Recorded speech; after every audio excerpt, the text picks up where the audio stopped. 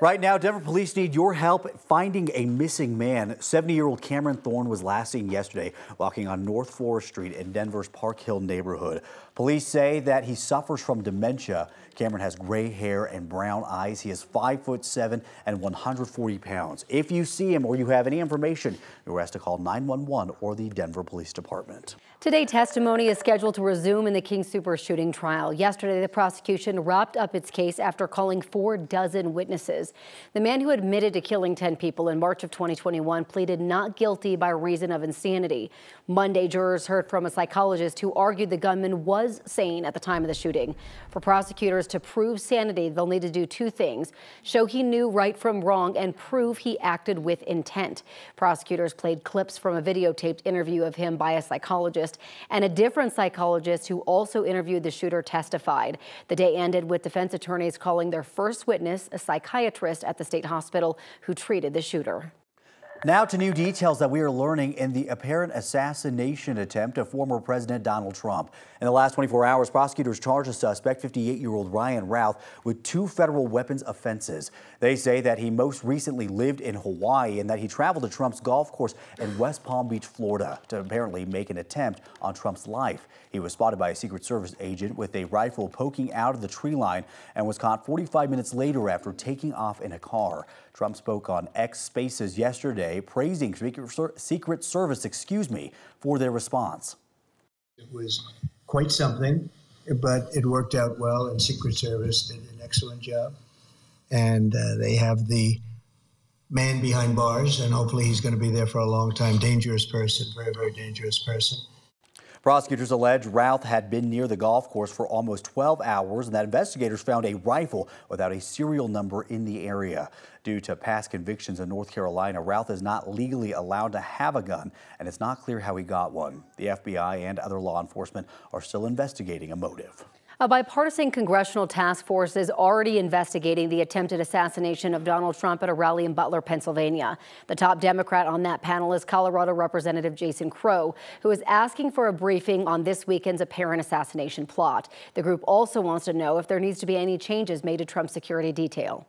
What we don't know is whether or not this is a situation where protocols weren't followed, or whether the Secret Service just simply doesn't have the resources and the manpower and the capability that it needs to meet the threats that we're facing right now. So it's an important distinction, and it's one that we're going to be looking into.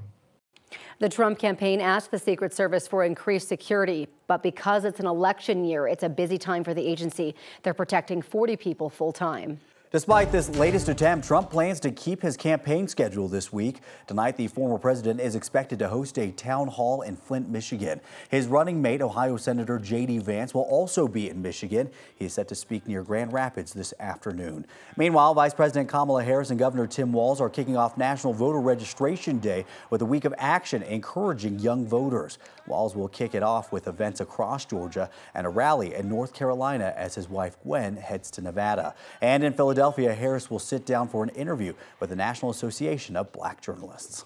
Developing this morning, we are expecting to learn more today on the arrest of music icon Diddy Combs. The rapper was arrested by federal agents in a New York City hotel lobby yesterday. His lawyer says he is facing federal charges, but it's not clear what they are. He's facing a number of lawsuits accusing him of sexual assault and misconduct. It comes after federal investigators raided his homes in Miami and LA in March. In North Carolina, much of the southeast part of the state is under a flood watch this morning. This is after the National Weather Service says the state got dumped with a once-in-a-thousand-year rainfall event.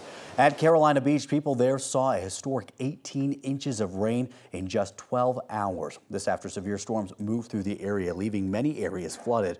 Residents were under a curfew through the morning or until road conditions improve. Meanwhile, back here in Colorado, we are getting ready for a day with strong winds. Let's check out that forecast now with meteorologist Chris Bianchi. Yeah, we may not even see any rain from these storms, but the storms that we get this afternoon could produce 60+ mile-an-hour winds for us in the Denver area. Stronger winds possible for us north and east of downtown Denver, but still that risk for 1 or 2 of these storms to produce 60+ mile-an-hour gusts for us here in the metro area.